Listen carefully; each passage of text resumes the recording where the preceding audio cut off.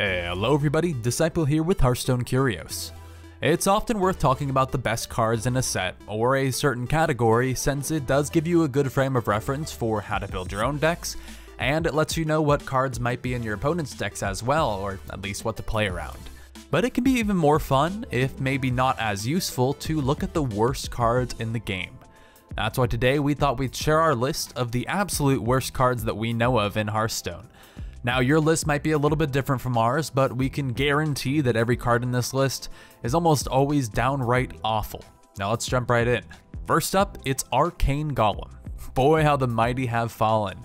Pre-nerf Arcane Golem was a busted combo piece since it had charge and let you do the Leroy Faceless combo without even needing to get a Thaurissan trigger to throw Power Overwhelming or Cold Blood into the mix. Now it's a 3-mana 4/4 which ramps your opponent, and that's just completely awful since even a vanilla 3-mana 4/4 wouldn't be all that great, and giving your opponent a mana crystal is just a huge drawback. Giving your opponent free resources might not even be worth a 3-mana 6/6, and so a 4/4 definitely doesn't cut it.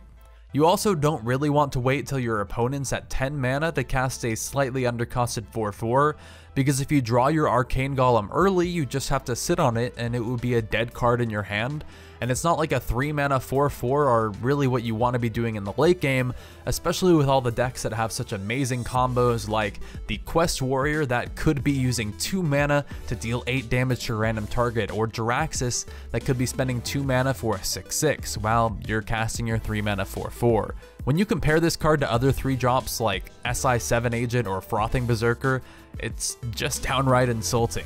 I think my biggest issue with Arcane Golem overall is that while it did deserve to be nerfed, it didn't deserve this nerf, because nothing in the game really deserves this nerf.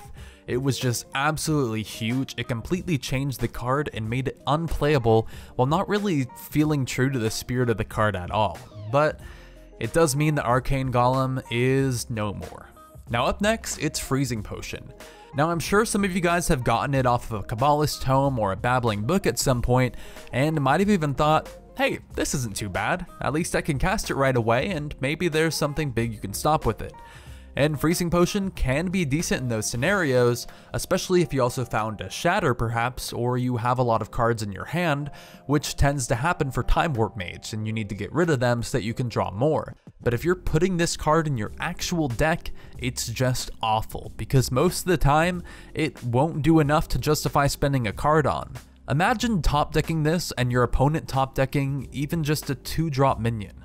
You're already losing that scenario, and what if it's not a 2-drop but a Savannah Highmane or a Jiraxxus, an actual impactful card? Well, you just got a Freezing Potion. Freezing Potion will just always be far too low impact to warrant a slot in any deck, and you'd almost always rather have a card that actually does something, so it costing 0 mana is just a trap. Much like the next card on the list. Moving on, it's Wisp, a card we're sure most of you expected to be on here.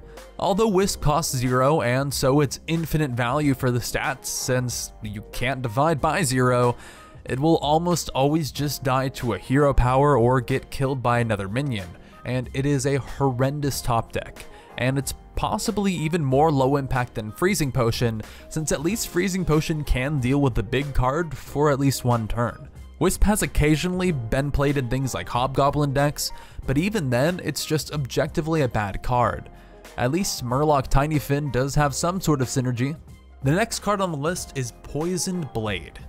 The amount of time and mana investment needed for this to do anything is just way too high, especially considering that it's only playable in Wild now, which is a hyper efficient format and way too fast for a card like this with the weak Inspire effect.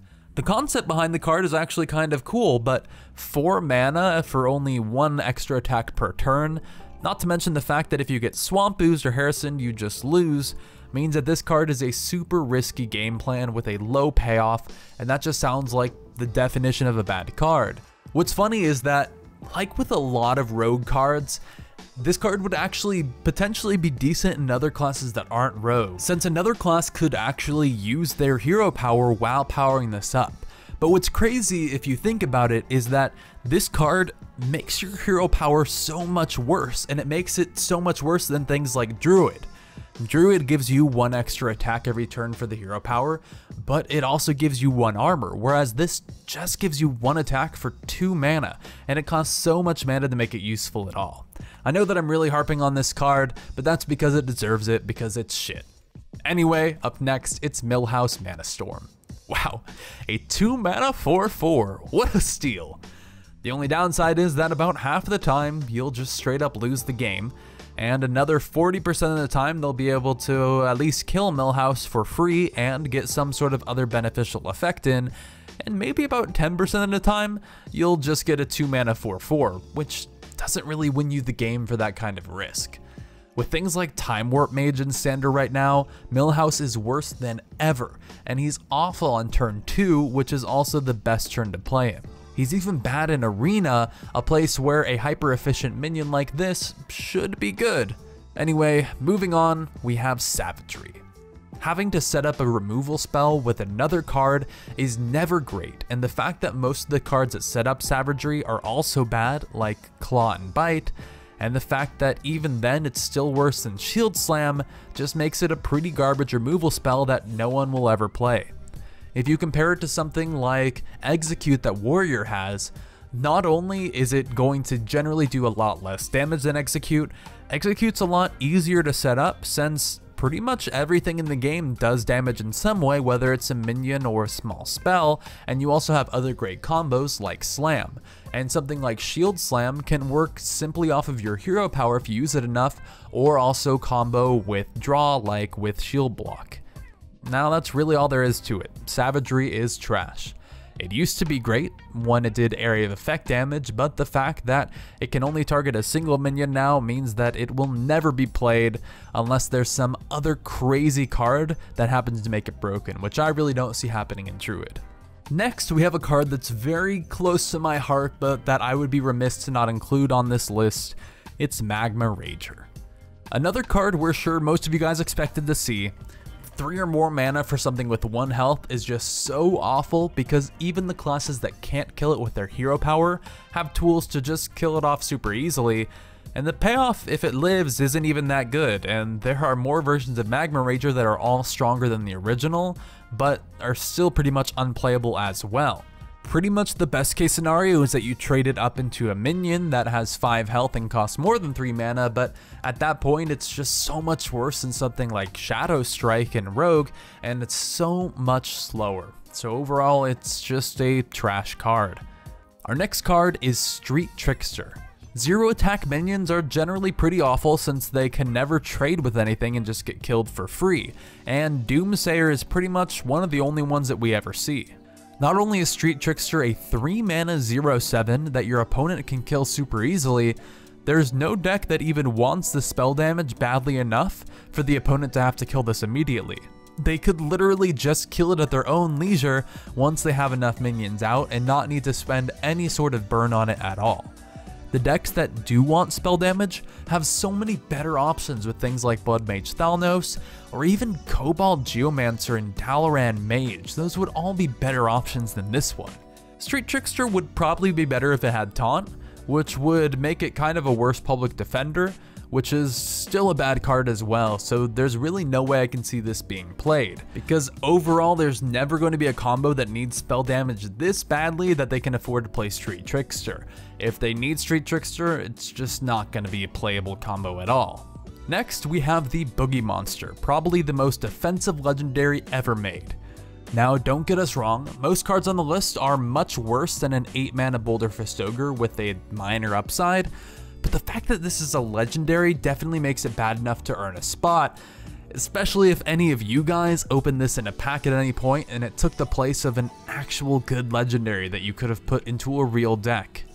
Now, even if this lives until your next turn, or even if you live that long since you're casting 8 mana 6/7s, you can maybe get a small buff on it, with its health probably still going down overall since you're trading to get the buff. Gruul seems like a good control finisher in comparison to the Boogie Monster, and there's no reason to play it like ever. Gruul's been unplayable, and the Boogie Monster is so much worse than that, and so it's a card that definitely secured a spot here. Now, last but not least, it's the bad card here with probably the most potential of all to maybe be good. Majordomo Executus. Now, there's nothing like a legendary that makes it incredibly easy for your opponent to kill you. As we're seeing with the warrior quest, the hero power is definitely really good, and dealing 8 damage for 2 mana is definitely worth jumping through some hoops. But it's definitely not worth playing a do-nothing 9-drop that sets your life total to 8 when it dies. People tend to not live very long when their life total is at 8, especially once they're in the late game, since this card is very expensive. The only time I could ever see this potentially being played is in some crazy mage deck that's able to do an amazing combo with Kuldara Drake, or maybe with the new priest deck, if there is a way that you could bring your health up to 40 after you've replaced your hero with Ragnaros. But both of those are just so unlikely, you might as well just play a deck that has some amount of consistency in its win condition. Anyway, those are our thoughts on the 10 worst cards in Hearthstone. But I'm curious what you guys think are the worst cards, and if you guys disagree with anything on this list, let me know and I'll tell you why you're wrong. Anyway, thank you guys so much for watching, you're seriously awesome, and I'll see you next time. Peace.